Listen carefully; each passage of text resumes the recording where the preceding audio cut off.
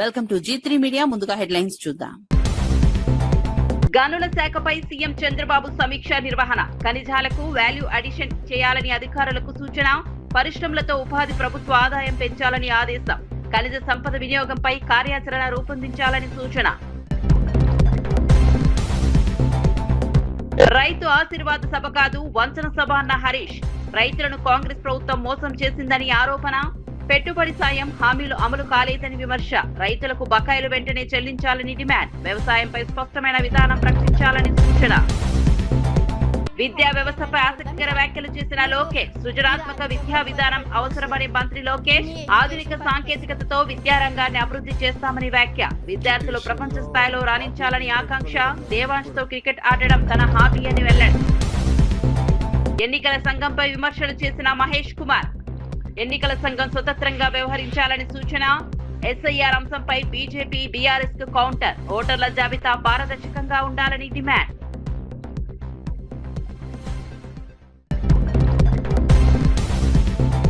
చంద్రబాబుపై రాజమల్లు తీవ్ర విమర్శలు. ఓట్ల కోసమే వందల అవతారాలు ఎత్తారని విమర్శ. హామీలు అమలు చేయకుండా ప్రజలను మోసం చేస్తున్నారని వ్యాఖ్య. కొత్త పెన్షన్లు కూడా ఇవ్వలేదని ఆరోపణ. సంక్షేమంలో ప్రభుత్వం విఫలమైందని వెల్లడి. వార్త వివరాల్లోకి వెళ్తే, అమరావతిలోని క్యాంపు కార్యాలయంలో ముఖ్యమంత్రి చంద్రబాబు నాయుడు గనుల శాఖపై కీలక సమీక్ష నిర్వహించారు. ఈ సమావేశానికి మంత్రి కొల్లు రవీంద్ర, సిఎస్ సాయి ప్రసాద్, గనుల శాఖ ముఖ్య కార్యదర్శి ముఖేష్ కుమార్ మీనా, ఆర్థిక శాఖ అధికారులు హాజరయ్యారు. రాష్ట్రంలో ఉన్న beach sand, rare earth minerals, ముడి ఇనుము వంటి విలువైన ఖనిజాలను కేవలం ముడి రూపంలో విక్రయించకుండా వాటికి వాల్యూ అడిషన్ చేసి అధిక ఆదాయం పొందే అవకాశాలను పరిశీలించాలని సీఎం సూచించారు. ఖనిజ సంపదను ఆధారంగా చేసుకుని పరిశ్రమలను ప్రోత్సహించడం ద్వారా ఉపాధి అవకాశాలు పెరగడంతో పాటు ప్రభుత్వ ఆదాయం కూడా గణనీయంగా పెరుగుతోందని పేర్కొన్నారు. రాష్ట్ర మినరల్ వెల్త్ పై మార్కెట్ క్యాపిటలైజేషన్ అవకాశాలను అధ్యయనం చేసి సమగ్ర కార్యాచరణ రూపొందించాలని అధికారులను ఆదేశించారు. ఖనిజ వనరులను పారదర్శకంగా వినియోగిస్తూ రాష్ట్ర ఆర్థిక అభివృద్ధికి గనుల శాఖ కీలక పాత్ర పోషించేలా చర్యలు చేపట్టాలని ముఖ్యమంత్రి స్పష్టం చేశారు. రైతులకు పెట్టుబడి సాయంగా అందించే రైతు భరోసా నిధులను ప్రభుత్వం విడుదల చేస్తున్నట్లు మంత్రి పొన్నం ప్రభాకర్ తెలిపారు. ఈ రోజు నుంచే రైతుల ఖాతాల్లో నేరుగా నిధులు జమ అవుతాయని వెల్లడించారు. కాంగ్రెస్ ప్రభుత్వం అధికారంలోకి వచ్చిన 30 నెలల్లో రైతుల కోసం 27,000 కోట్లకు పైగా అధిక ఆర్థిక సాయం అందించామని వెల్లడించారు. రైతుల సంక్షేమమే ప్రభుత్వ ప్రధాన లక్ష్యమని, వ్యవసాయాన్ని లాభదాయకంగా మార్చేందుకు అవసరమైన అన్ని చర్యలు తీసుకుంటున్నామని తెలిపారు. ఎరువుల సరఫరాలో ఎలాంటి ఇబ్బందులు తలెత్తకుండా కేంద్ర ప్రభుత్వంపై బీజేపీ ఎంపీలు ఒత్తిడి తీసుకురావాలని సూచించారు. రైతులకు నాణ్యమైన విత్తనాలు, ఎరువులు, పెట్టుబడి సాయం సమయానికి అందించేందుకు ప్రభుత్వం కట్టుబడి ఉందని తెలిపారు. వ్యవసాయ రంగాన్ని బలోపేతం చేయడంలో రైతు భరోసా కీలక పథకమని, ప్రతి అర్హత రైతుకు ప్రయోజనం చేకూరేలా ప్రభుత్వం చర్యలు తీసుకుంటోందని మంత్రి పొన్నం ప్రభాకర్ స్పష్టం చేశారు. 10 ఏళ్లలో మొత్తం ఇచ్చినటువంటి 72,000 కోట్లు ఇచ్చినారు. మేము 2023-24 యాసంగిలా 4 నెలల 26 రోజులు పట్టింది. 2024-25 2 నెలల 2 రోజులు పట్టింది. 2025 9 రోజులు వేసినాం. 2025-26 మొన్న 2 ఎకరాలకు వేసినాం. ఇవాళ 9 రోజుల్లో మొత్తం రాష్ట్రంలో ఉన్నటువంటి ప్రతి ఎకరాకు మళ్ళీ వేసే కార్యక్రమం చేస్తున్నాం. ఇప్పటికే మేము ఈ యొక్క 30 నెలల 27,000 కోట్లు రైతాంగానికి ఇచ్చినాం. ఇది కాక బోనస్ ఇస్తా ఉన్నాం. బోనస్ తో పాటుగా 10 సంవత్సరాలు బంద్ చేసినటువంటి పనిముట్లు యాంత్రీకరణ పేరు మీద మీరు చూస్తున్నారు. మీరు కూడా హుస్నాబాద్ లో మార్కెట్ యార్డ్ లో ఏ విధంగా యాంత్రీకరణ పనిముట్లు ఇచ్చినామో తెలుసు. పనిముట్లు కూడా జీరో చేసినటువంటి పరిస్థితి. మేము రైతులకు సంబంధించి మరొకసారి కూడా సీజన్ స్టార్ట్ అవుతా ఉంది, కట్టుబడి ఉన్నాం. మాజీ మంత్రి హరీష్ రావు కాంగ్రెస్ ప్రభుత్వంపై తీవ్ర విమర్శలు చేశారు. ప్రభుత్వం నిర్వహిస్తున్న రైతు ఆశీర్వాద సభలు నిజానికి రైతు వంచన సభలుగా మారాయని ఆరోపించారు. ఎన్నికల ముందు ఎకరానికి 15,000 పెట్టుబడి సాయం ఇస్తామని చెప్పి అధికారంలోకి వచ్చాక కేవలం 12,000కే పరిమితం చేశారని విమర్శించారు. కొన్ని విడతల్లో 2 ఎకరాల వరకే, మరికొన్ని సందర్భాల్లో 3 ఎకరాల వరకే పరిమితి విధించడం ద్వారా రైతులను మోసం చేశారని అన్నారు. రైతు బంధు పేరుతో కాంగ్రెస్ ప్రభుత్వం రైతులకు సుమారు 29,300 కోట్ల బకాయిలా ఉందని ఆరోపించారు. రైతులకు ఇచ్చిన హామీలను పూర్తిగా అమలు చేయకుండా ప్రచార కార్యక్రమాలతో కాలం గడుపుతోందని విమర్శించారు.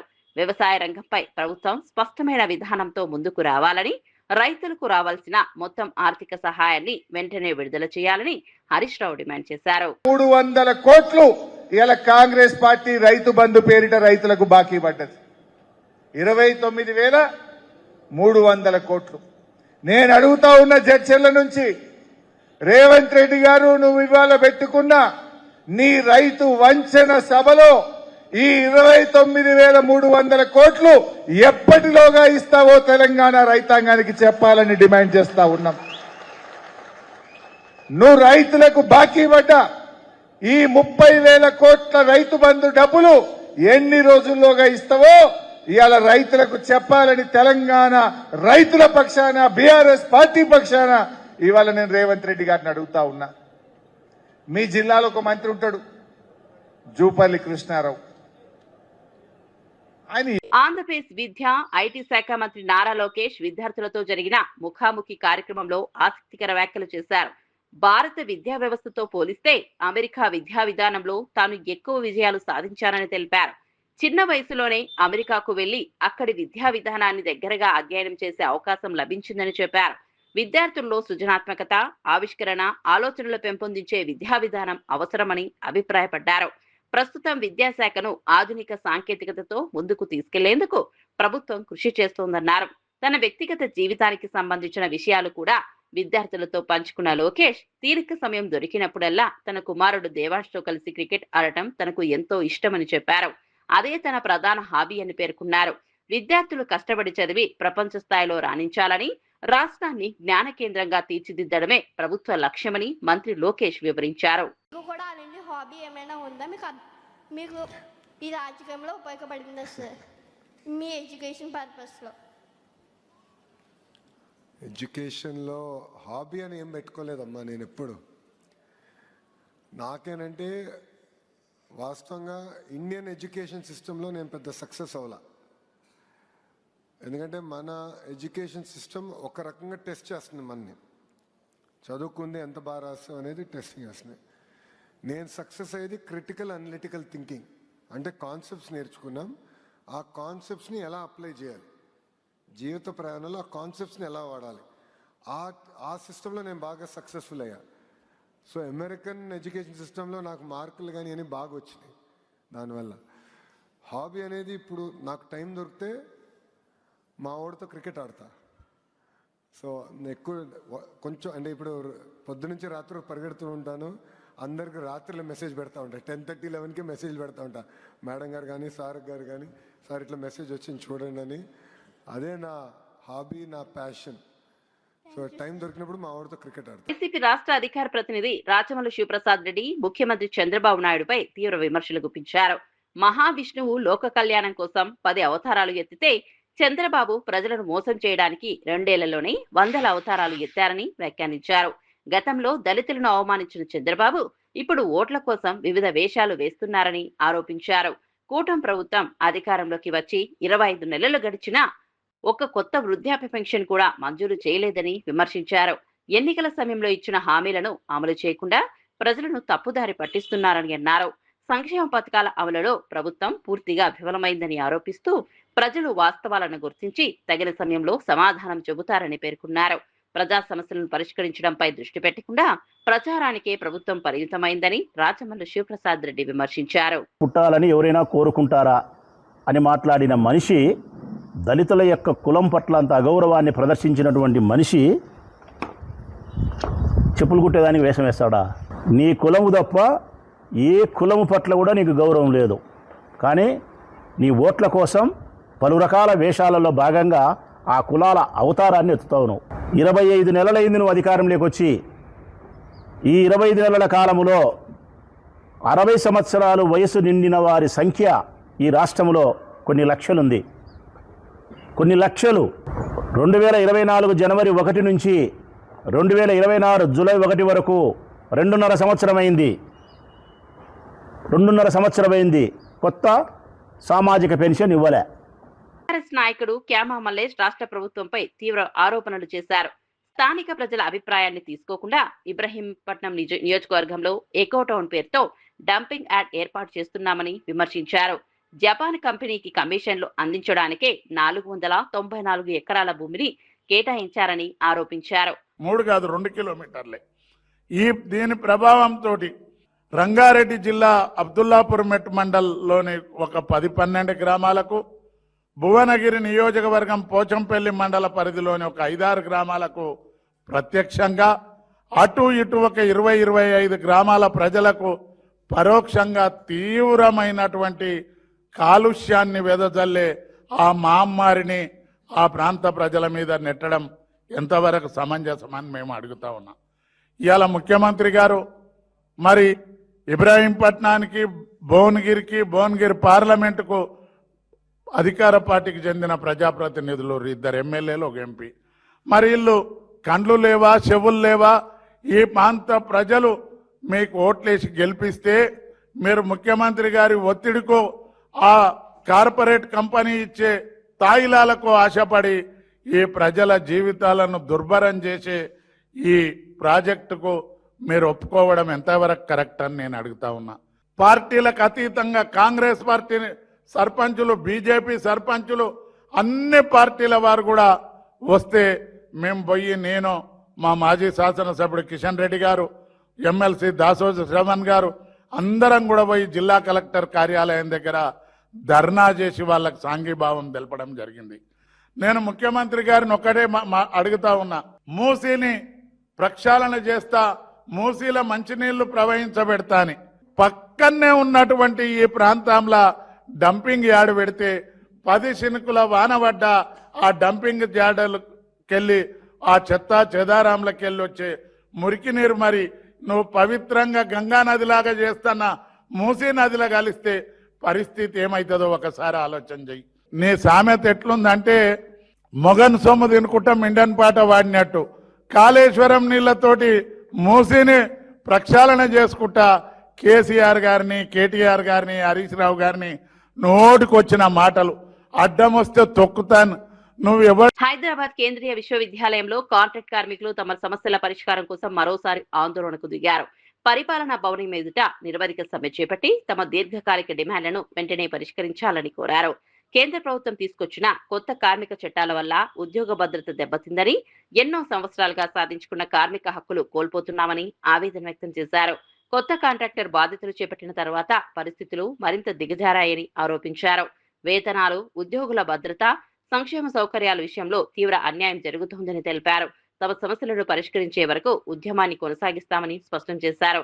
విశ్వవిద్యాలయ యాజమాన్యం వెంటనే చర్చకు రావాలని, కార్మికుల హక్కులను పరిరక్షించే చర్యలు తీసుకోవాలని డిమాండ్ చేశారు. సామాన్య వేతనం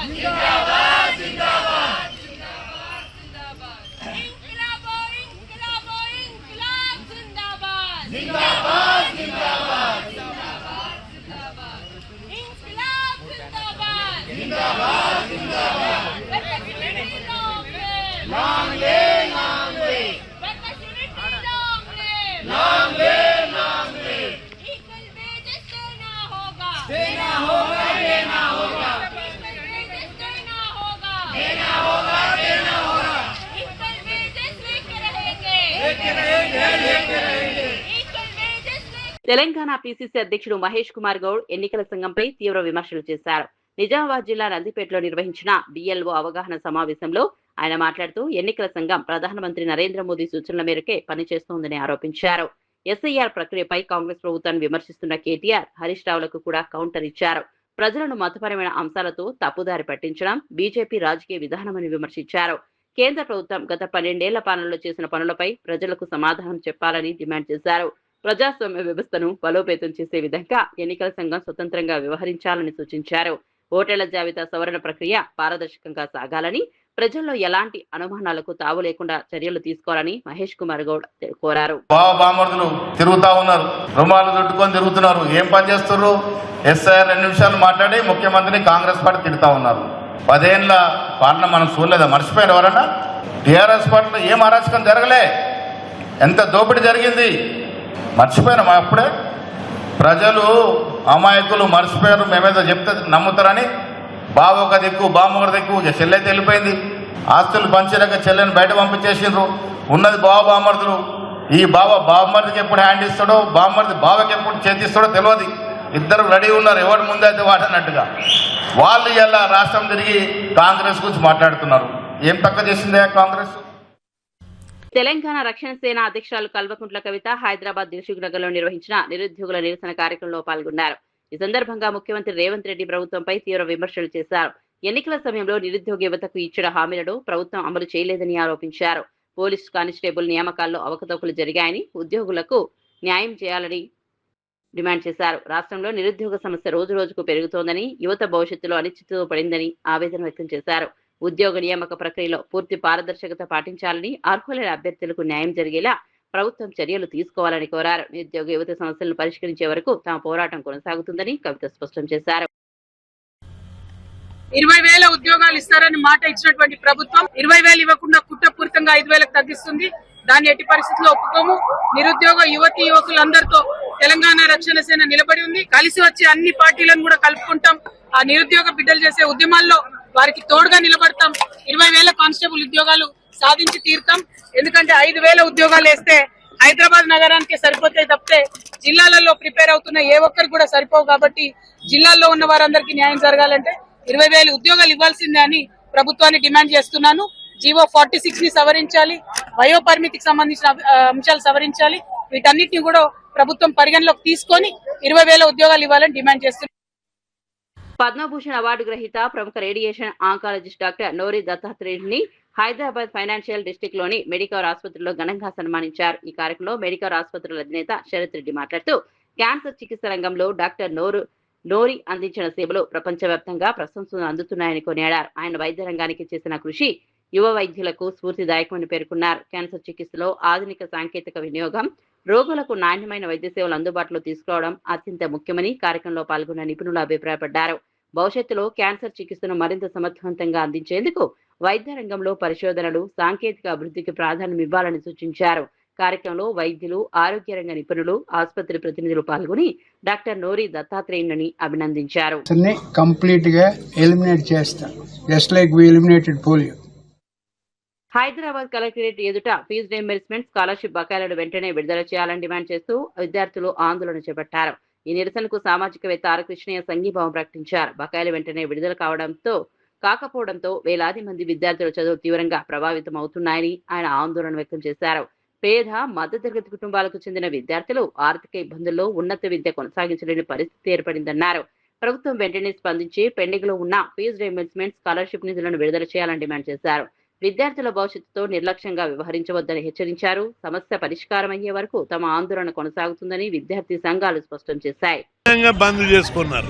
కొన్ని కాలేజీలు బలవంతంగా నడపడానికి ప్రభుత్వ కాలేజీలు ప్రయత్నం చేస్తే విద్యార్థులు తరగతులు బహిష్కరించి రోడ్ల మీదకి ఎక్కారు. ఇప్పటికైనా ముఖ్యమంత్రి రేవంత్ రెడ్డి మేమేం గొంతమ్మ కోరికలు కోరతలేము. పాత విధానం ఈ స్కీము 18 సంవత్సరాలు నడుస్తుంది. దీని లోపల పుల్లలు పెట్టుడు ఎందుకు? యాజిటీకి ఇస్తే అయిపోతుంది కదా. ఇది అందుకే పాత పద్ధతి ప్రకారం ఇవ్వు. కోట్లాది మంది విద్యార్థులు ఈ స్కీమ్ వల్ల కుటుంబాలు బాగుపడ్డాయి. 2 తెలుగు రాష్ట్రాల్లో పక్క రాష్ట్రమైన ఆంధ్రప్రదేశ్లో లేని ఇబ్బంది మన ధనిక రాష్ట్రమైన తెలంగాణలో ఎందుకని చెప్పి నేను ప్రశ్నిస్తున్నా. పక్క రాష్ట్రము తెలంగాణ ఆంధ్ర విడిపోయినప్పుడు ఆంధ్రప్రదేశ్ లోటు బడ్జెట్ ఉండే, తెలంగాణ 20,000 కోట్ల మిగులు బడ్జెట్ ఉంది. అసుంటి మిగులు బడ్జెట్ ఉన్న లోటు బడ్జెట్ ఉన్న ఆంధ్రప్రదేశ్ లోపల టోటల్ ఫీజులు ఇస్తున్నారు, యాజిటీగా పద్ధతిలో కొనసాగిస్తున్నారు. పైగా స్కాలర్షిప్లు 15,000 ఇస్తున్నారు. మన రాష్ట్రంలో ఏం రోగమైంది? ఇది ధనిక రాష్ట్రము, ఇక్కడ నెలకు 20,000 కోట్ల ఆదాయం ఉంది. ఈజీగా నెలకు 200 కోట్లు ఇస్తే ఈ స్కీమ్ సరిపోతుంది. 2,000 కోట్ల ఆదాయం, 20,000 కోట్ల ఆదాయం ఉన్నటువంటి ప్రభుత్వానికి 200 కోట్లు నెలకు ఇవ్వడం అనేది పెద్ద ప్రాబ్లం కాదు.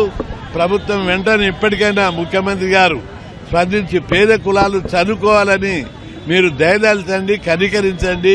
మేము మీతోటి సవాల్ చేసే ప్రజలందరూ సవాల్ చేసే స్థితికి రారు. మీరు అనేక ప్రోగ్రాములు కొత్త పద్ధతిలో పెడుతున్నారు, మేము మిమ్మల్ని అభినందిస్తున్నాం. ఈ స్కీమ్ను మాత్రం యథాత మీరు జీవన ఎమర్జెన్సీకి విద్యార్థుల ఖాతాలు ఇస్తే కాలేజీలో అడ్మిషన్లు ఇవ్వరు. సగం మంది విద్యార్థులు పారిపోతారు, చదవడానికే ముందుకు రానటువంటి పరిస్థితి ఏర్పడుతుంది. కాబట్టి యథాతథంగా ఏమైనా లోటుపాట్లు ఉంటే స్కీమ్లో చర్చించి ఆ లోటుపాట్లను సవరించాలి. అంతేగాని స్కీమ్ను మొత్తం ఎత్తివేసే కుట్రలు చేస్తే మాత్రం యుద్ధమే జరుగుతుందని చెప్పి ప్రభుత్వాన్ని హెచ్చరిస్తున్నా. ఈరోజు రాష్ట్ర వ్యాప్తంగా అన్ని జిల్లాల్లో 33 జిల్లాల్లో వేలాది కాలేజీలు, దాదాపు 14,000 కాలేజీలు బంద్ జరిపారు, నిరసన చెప్పారు. ఈ ఉద్యమం ఆరంభం మాత్రమే. ఇది అస్తిత్వానికి సంబంధించిన, ఉనికికి సంబంధించింది. ఈ స్కీమ్ పెట్టిన ఈ 18 నెలల కాలంలో 1,60,00,000 కుటుంబాల స్థితిగతులే మారిపోయి ఈ సమాజం లోపల ఈ స్కీమ్ పెట్టిన తర్వాత విప్లవాత్మకమైన మార్పులు వచ్చాయి. ఐటీ కంపెనీలు వచ్చాయి, లక్షలాది మందికి ఐటీ జాబులు వచ్చాయి, లక్షలాది మంది డిగ్రీలు పీజీలు జరిపి పేదరికం నుంచి విముక్తి చెందారు, ప్రైవేట్ రంగంలో విపరీతంగా జాబులు పొందారు. కాబట్టి ఇప్పటికైనా ప్రభుత్వం ప్రతిష్టకు ప్రాకులాడకుండా ఈ స్కీమ్ను యథాతథంగా కొనసాగించాలి. బకాయిలు ఇవ్వాలి, ఇవ్వడానికి బడ్జెట్ లేకపోతే రుణాలు తీసుకో. ఇప్పటికే 4 లక్షల కోట్ల రుణాలు తీసుకున్నారు. ఇంకో 8,000 కోట్లు 10,000 కోట్ల రుణం తీసుకోవడం పెద్ద భారం కాదు, అది ప్రజలే కడతారు. కాబట్టి ప్రభుత్వం, ముఖ్యమంత్రి గారు స్పందించి చెప్పుడు మాటలు వినకుండా వెంటనే ఈ స్కీమ్ను అమలు చేయాలి, బడ్జెట్ రిలీజ్ చేయాలని చెప్పి డిమాండ్ చేస్తున్నారు.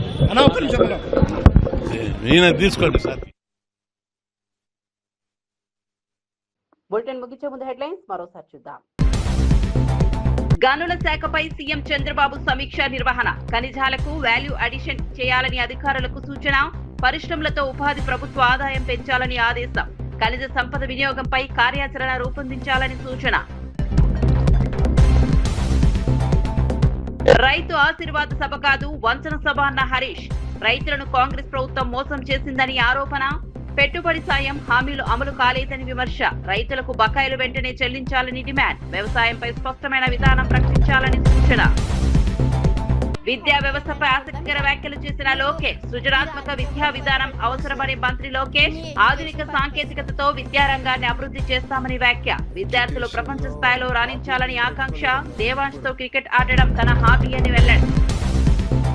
ఎన్నికల సంఘంపై విమర్శలు చేసిన మహేష్ కుమార్, ఎన్నికల సంఘం స్వతంత్రంగా వ్యవహరించాలని సూచన, ఎస్ఐఆర్ అంశంపై బీజేపీ బీఆర్ఎస్ కు కౌంటర్, ఓటర్ల జాబితా పారదర్శకంగా ఉండాలని డిమాండ్.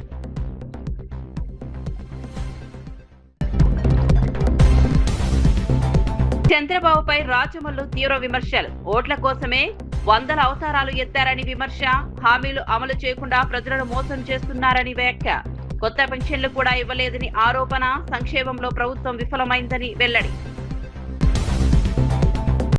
మరిన్ని అప్డేట్స్ కోసం చూస్తూనే ఉండండి.